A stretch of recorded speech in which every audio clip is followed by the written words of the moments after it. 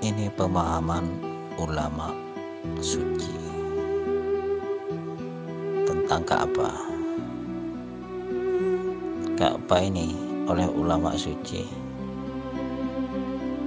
diartikan lambang seorang ibu.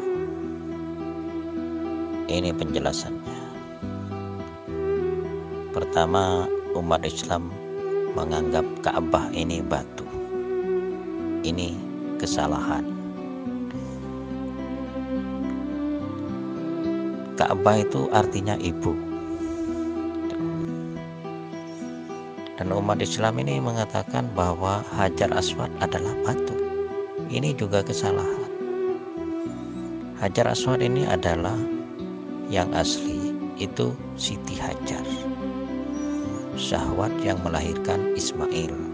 Siti Hajar ini istri Ibrahim. Jadi Hajar Aswad yang nempel di Ka'bah itu hanya lambang dari seorang ibu yang melahirkan Ismail. Itu. Yang kedua, menganggap Hajar Aswad ini batu surga. Yang dimaksud batu surga ini adalah karena Hajar Aswad ini lambang dari seorang ibu. Yang surga di sini adalah ibu-ibu dari anak-anaknya ini. Jadi surga di sini kasih sayang seorang ibu terhadap anak-anak. Itu surga buat anak-anaknya. Dan ridhonya itu membawa anak-anaknya ke surga nanti. Ridho dari seorang ibu. Bila anak-anaknya itu patuh gitu loh. Dan ketiga, Hajar Aswad ini dianggap dapat menghapus dosa. Ini kesalahan paling fatal yang memancing umat Islam selalu berbuat syirik. Menghapus dosa di sini ini berarti kalau kita menghitung dosa manusia ini, yang paling banyak itu dosanya pada seorang ibu. Nakal dari kecil sampai tua. Dari kecil nakal, tak mau diatur oleh ibunya. Yang sudah besar sering membantah berani. Itu dosa terbesar umat manusia ini. Semasa hidupnya itu pada seorang ibu. Jadi yang dapat menghapus dosa-dosamu, kesalahanmu, ya ibumu sendiri. Bro. Jadi minta maaflah pada ibu. Jadi yang dimaksud dengan batu surga dapat menghapus dosa adalah ibu. Ibu surgamu, ibu yang melahirkanmu itulah yang dapat menghapus kesalahanmu, memaafkanmu atas dosa-dosamu dari kecil sampai besar. Nah, itu. Jadi berhaji artinya itu berkunjung pada ibu. Kalau berhaji ke Mekah itu berarti pendidikan, sekolah dengan tema menyayangi ibu, menahan nafsu, dan disiplin ibadah. Kalau sudah pintar berhaji sebenarnya yaitu mengunjungi seorang ibu, menyayanginya. Begitulah hikmah haji yang ditemukan oleh ulama suci. Ini yang sangat menggelitik cerita Nabi Muhammad bertapa di Gua Hiro.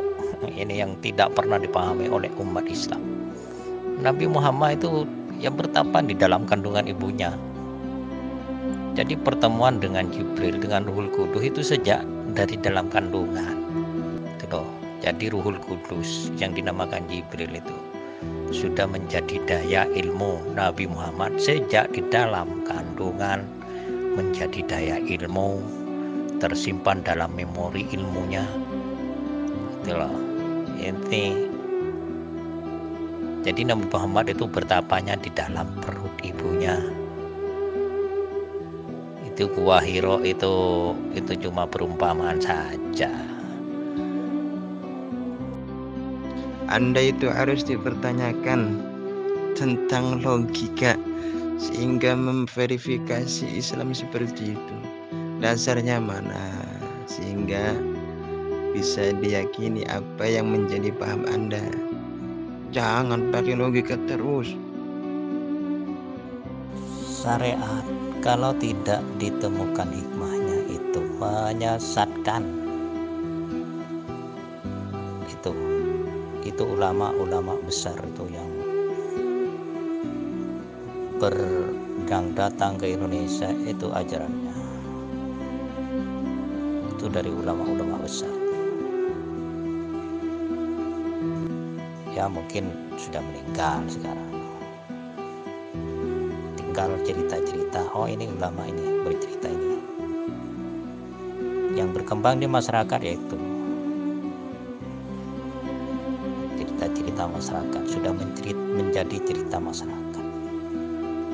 Nah, itu cara menemukan hikmah berhaji. Jadi meskipun syariat kalau tidak ditemukan hikmahnya menyesatkan, itu bisa menyesatkan umat. Lebih baik kita menjalankan hikmahnya yang sudah ada, pembelajaran yang sudah ditemukan, daripada menjalankan syariatnya. Daripada menjalankan syariat tidak ditemukan hikmahnya, itu akan sesat. Itu menurut pemikiranmu bagaimana? Coba jelaskan. Semua yang muncul daripada analisa pikiran Anda itu menggelitik akal. Jadi hendaknya kita itu beragama harus berdasar syariat biar muncul hikmah yang benar. Orang syariatnya aja belum paham kok tiba-tiba langsung hikmahnya. Hikmah dari mana itu? Nah iya, jelaskan hadis itu. Menurut pendapatmu apa itu hadis itu? Tujuannya loh. Jelaskan dan terjemahkan kalau bisa. Dan terangkan apa maksudnya itu loh. Wabi fil haji ra'aitu an-nabiyya dakhala Ka'bah wa Usama wa Bilal wa Uthman bin Talhah. Hadis wa fi hadis Ibnu Umar an Bilal. Diceritakan tentang masalah ini, hadis menjelaskan tentang masalah haji. Saya melihat baginda Nabi Muhammad memasuki Ka'bah dalam basar apa wa Usama wa Bilal wa Uthman bin Khattab. Selain itu ada Usama, ada Bilal, ada Utsman bin Talha. Nah, jadi Ka'bah itu tidak bisa dimaknai ibu. Ka'bah itu satu bangunan yang menjadi kiblatnya umat Islam yang dulunya di Baitul Maqdis sehingga dipindah arah daripada kiblat itu Ka'bah. Itu atas dasar permintaan baginda Nabi Muhammad yang langsung minta kepada Tuhannya. Langsung pada waktu itu kemudian diarahkan bahwa kiblat itu dikeluarkan Ka'bah. Jadi jangan dimaknai Ka'bah itu ibu, kemudian ini itu. Tak ada dasarnya seperti itu. Anda mempunyai pikiran seperti itu dari mana dasarnya? Ka'bah di sini itu satu bangunan yang dimana itu kiblat daripada. Nah, berarti hadis ini menunjukkan bahwasanya Ka'bah itu satu bangunan, bukan kok ibu yang seperti Anda maknai itu.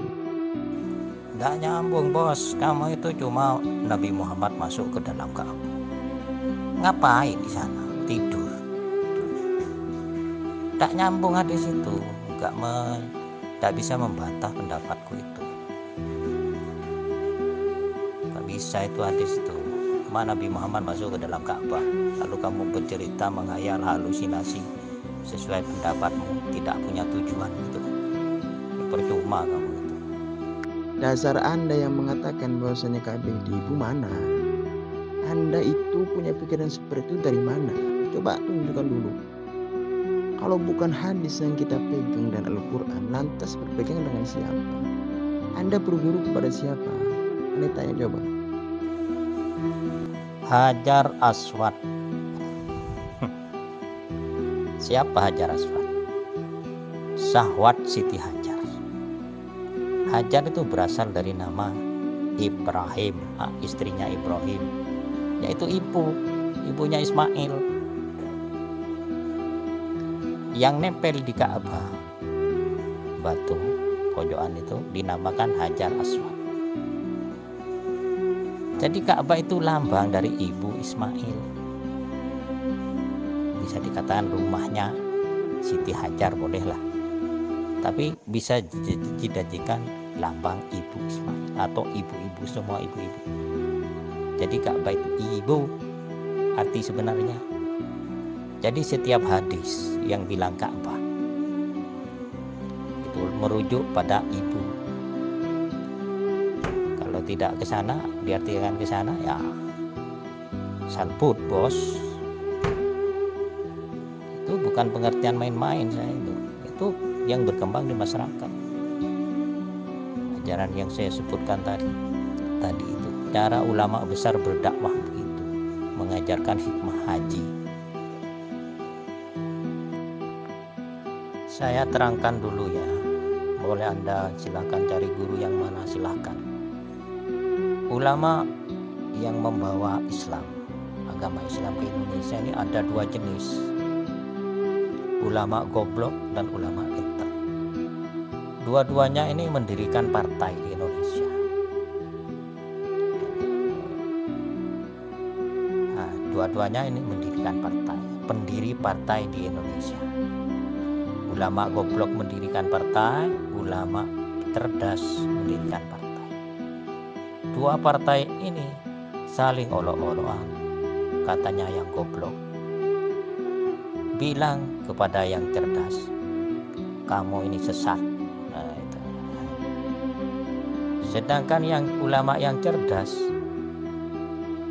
bilang yang benar, memang yang goblok itu sesat sebenar-benarnya, bahasa sebenar-benarnya. Sedangkan yang ulama yang goblok ini ngotot loh, melecehkan dengan segala macam kepada ulama yang cerdas ini, bahwa ajarannya itu sesat gitu. Karena memang tidak sama, ya tidak apa-apa, memang tidak sama. Tapi statusnya yang goblok buat partai, yang pinter juga buat partai gitu. Jadi kalau Anda kebetulan belajar ulama pada ulama yang goblok, ya nasib Anda lah, ya terima di akhirat nanti. Jadi saya ini belajar pada ulama yang cerdas, cara berdakwah menemukan hikmah haji. Ulama cerdas yang seperti itu berkembang di masyarakat wilayah saya, dari nenek-nenek moyang saya itu loh. Ada lagi ini Gua Hiro. Ini cerita di masyarakat yang berkembang Nabi Muhammad bertapa di Gua Hiro. Itu cerita mistis itu istilahnya. Tapi para ulama suci yang berkembang di masyarakat sejak dulu, waktu saya masih kecil tuh dengarkan Gua Hiro itu adalah ibu kandungannya. Jadi Nabi Muhammad itu bertapa di dalam ibunya, di perut ibunya. Jadi pertemuan dengan Jibril, Ruhul Kudus atau ilmu suci itu sejak dari dalam kandungan. Nabi Muhammad itu sudah mendapat ilmu suci atau Ruhul Kudus sejak dari kandungan. Ini sebagai dasar Anda pemikiran, di mana pemikiran orang suci dan di mana pemikiran orang yang cuma asal-asalan gitu. Ulama itu maknanya orang yang sangat paham. Bisa pula ada ulama bodoh. Tadi Anda memaknai bahwasanya agama harus sesuai rasional akal yang bisa dibagikan. Tapi nyatanya ketika berbicara tentang masalah bahasa, ya, ulama goblok. Itu aja sudah nampak. Bahwasanya ulama itu orang-orang yang pintar, alim, orang yang mengetahui, jamaknya ulama. Beberapa orang yang mengetahui ilmu. Jadi tidak ada ulama goblok, tidak ada. Itu namanya bodoh dungu ya. Jangan kasih ulamanya. Kalau kita akan bicara tentang masalah bahasa. Kemudian yang kedua ya, Anda itu berasional, berpikir, menggali satu kaidah yang tidak ada dasarnya. Sedangkan tadi Anda itu dari kitabnya Salafus Saleh, makna daripada kata yang sesungguhnya bukan kok lantas dimaknai ibu. Kalau dimaknai ibu mungkin Anda itu maknai kabar secara bahasa. Dan ternyata ketika berkomentar dengan bahasa secara bahasa ini udah salah kaprah. Ulama itu golongan orang-orang yang pintar, kumpulan orang-orang yang paham dengan adanya ilmu. Kalau ulama bodoh, siapa yang bodoh sebenarnya dalam hal ini? Kalau seperti ini nanti lahirnya baginda Nabi Muhammad tidak umiyun. Tidak umi tapi udah mampu melahirkan logika yang hebat. Kenapa kok gua hero dimaknai gua hero yang dimana di situ Nabi Muhammad mendapat wahyu? Satu bukti bahwasanya agar Quran itu bukan dari baginda Nabi Muhammad. Nabi Muhammad diklarifikasikan bahwasanya orang yang umi, orang yang tidak mampu membaca, orang yang tidak mampu menulis agar mensucikan Al-Quran adalah wahyunya Allah.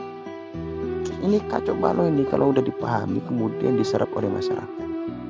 Logika yang kacau balau ini. Berkomentar, argumentasi sejarahnya itu tidak fakta. Yang ngakunya saja bro, ulama bro. Itu maksudku itu.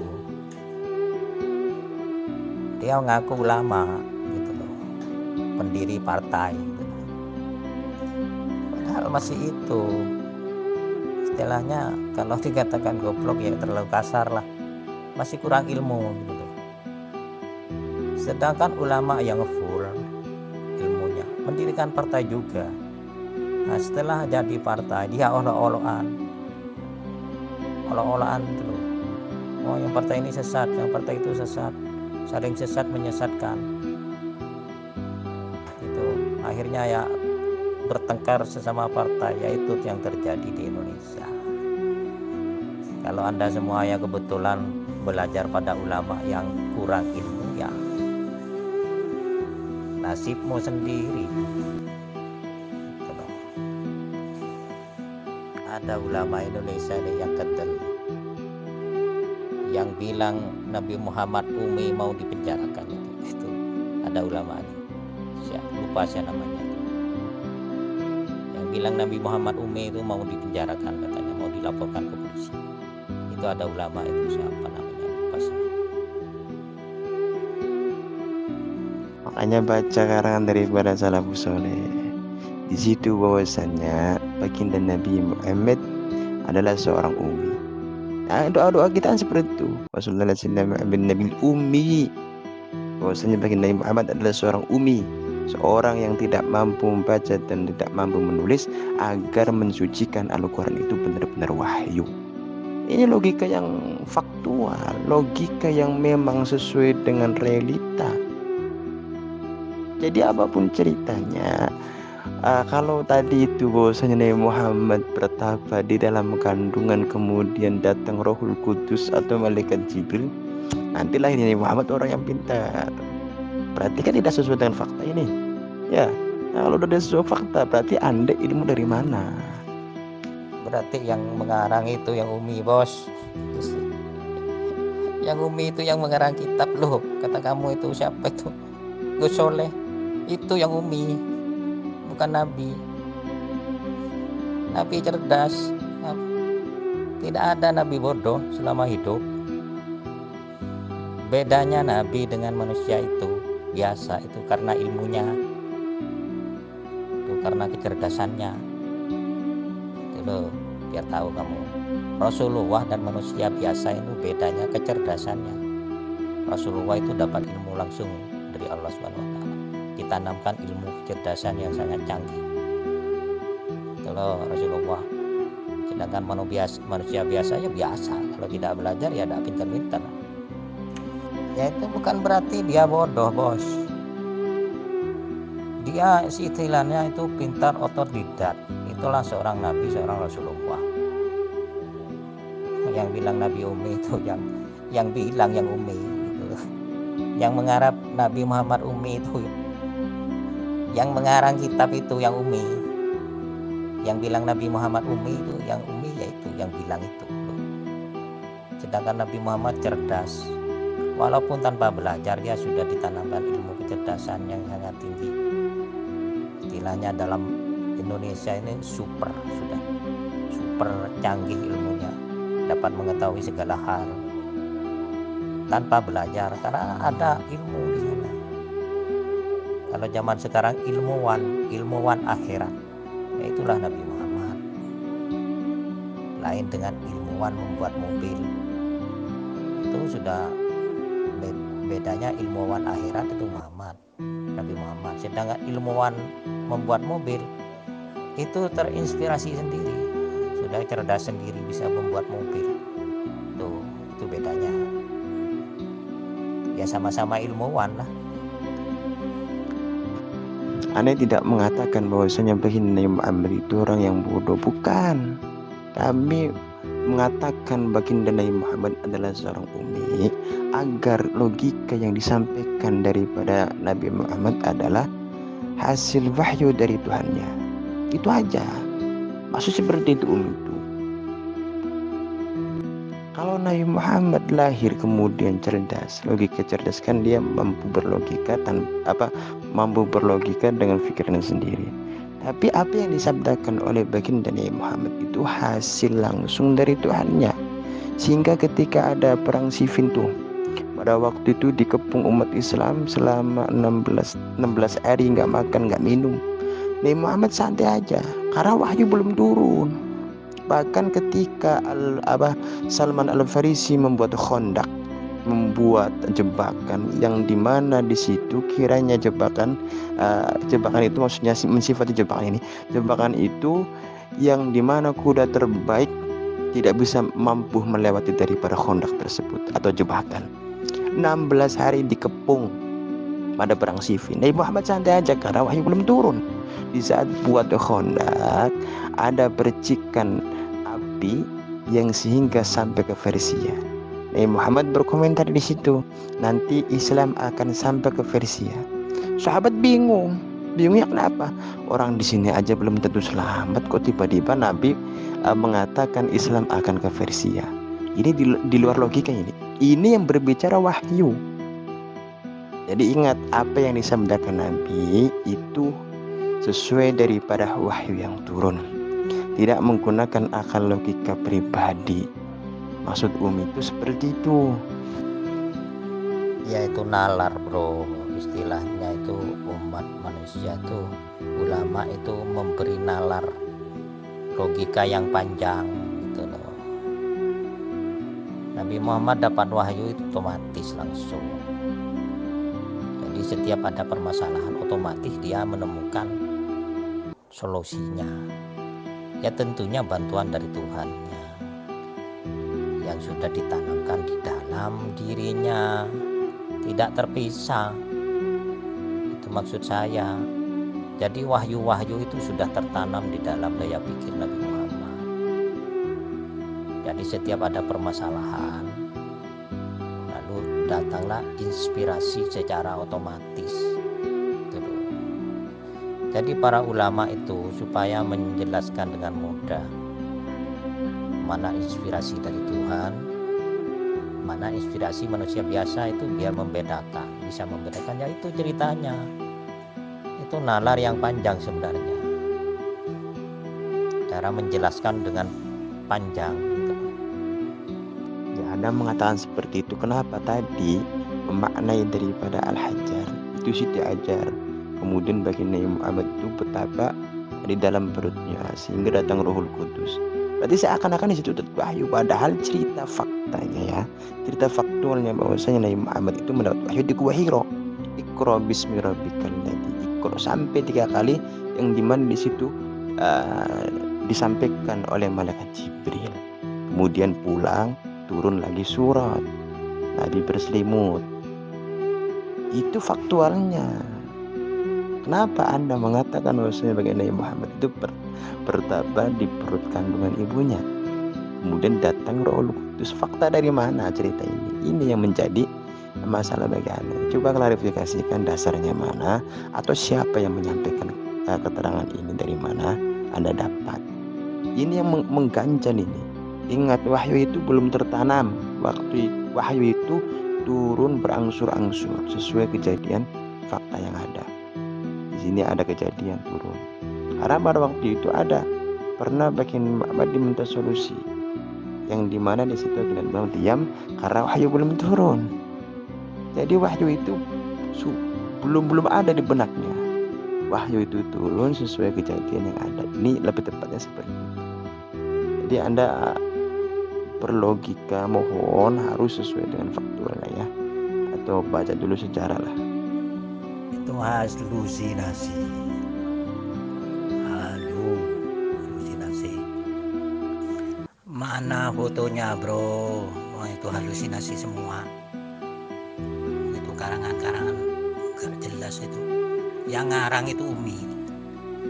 Nabi itu cerdas, sudah cerdas dari dalam perutnya ibu, jadi tak usah tapa lagi di gua atau bertapa di sungai, tak perlu. Nabi Muhammad itu sudah diberi kecerdasan dan sejak lahir di dalam perut itu loh, ibunya. Wa ma kunta tatlu min qablihi min kitabin wa la tuhatu bi yaminih idza lartaba mutallibun. Itu ayat Quran.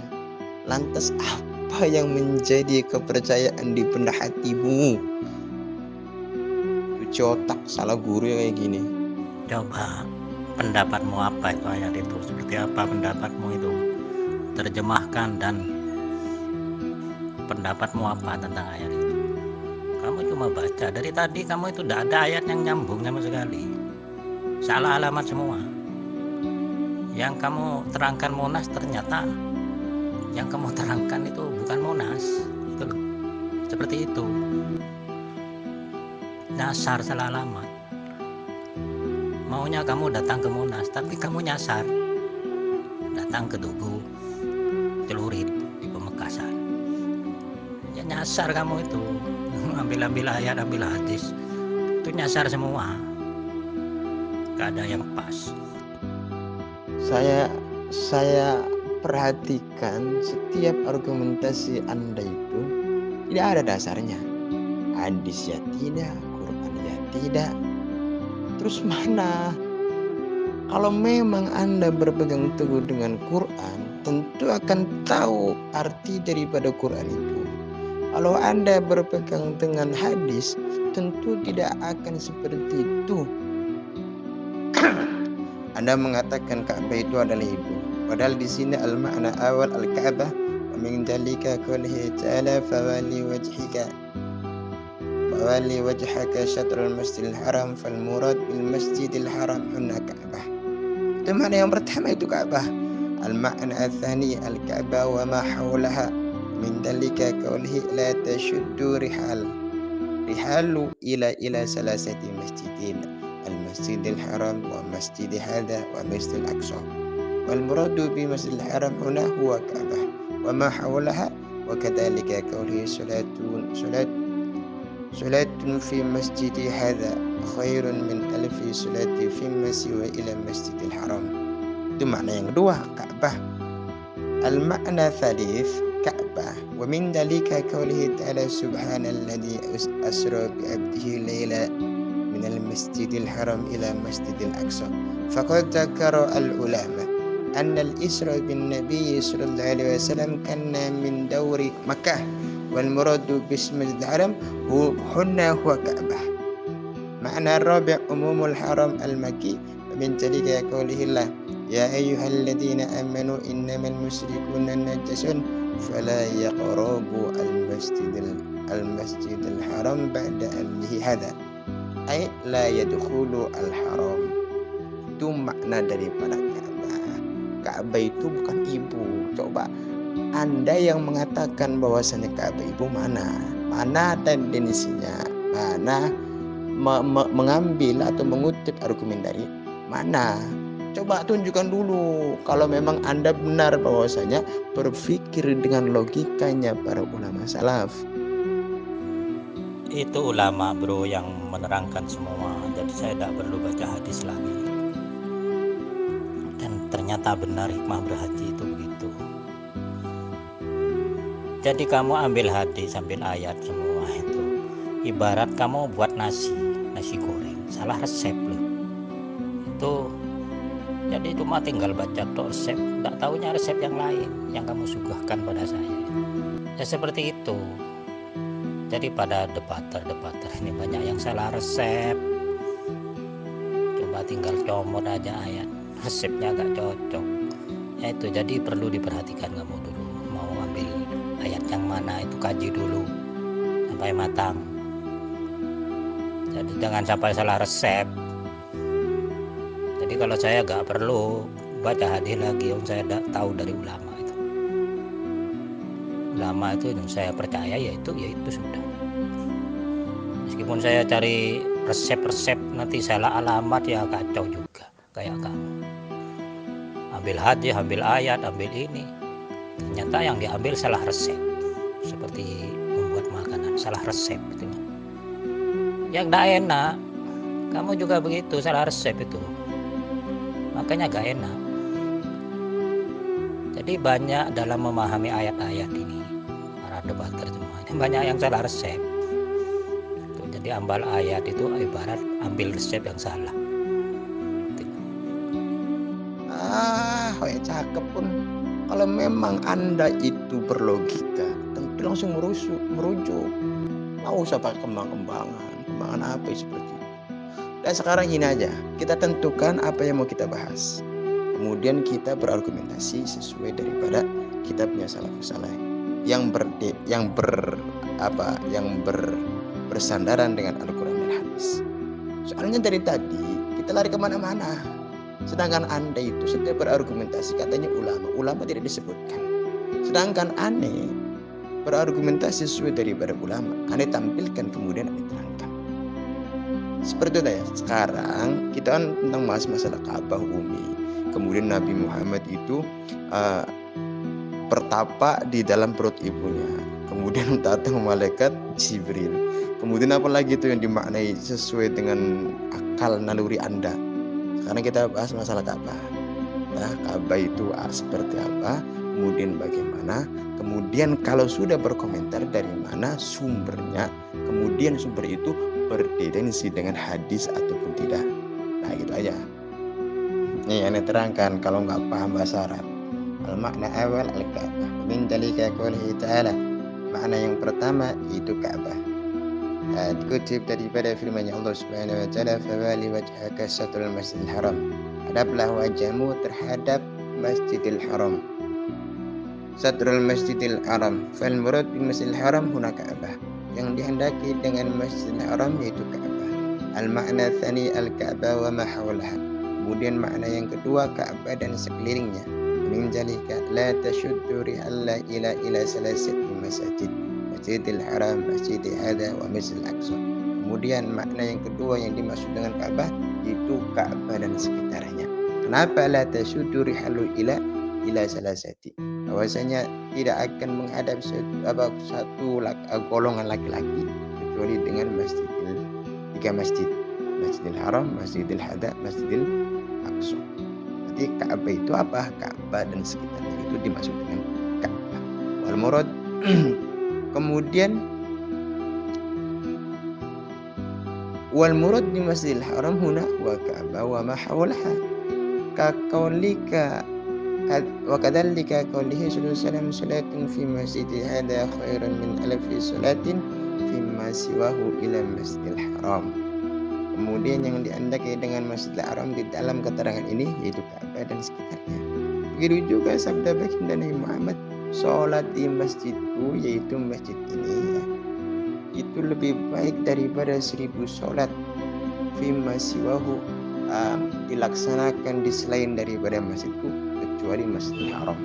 Jadi ada Masjid Nabawi ya, kemudian Masjidil Haram, orang-orang yang sholat di situ itu lebih bagus daripada sholat yang di selain masjid tersebut.